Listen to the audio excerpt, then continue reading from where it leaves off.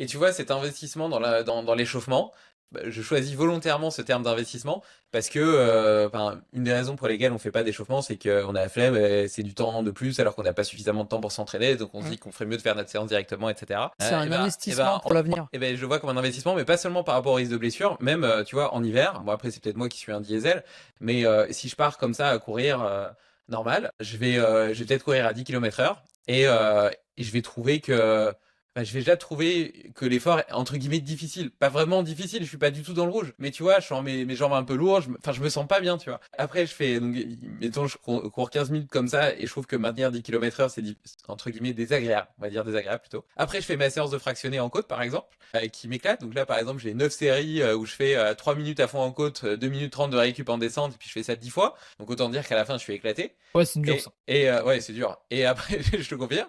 Et après, bah, je dois quand même rentrer chez moi. Et comme j'avais couru un quart d'heure pour y aller, ben, j'ai de nouveau un quart d'heure pour courir.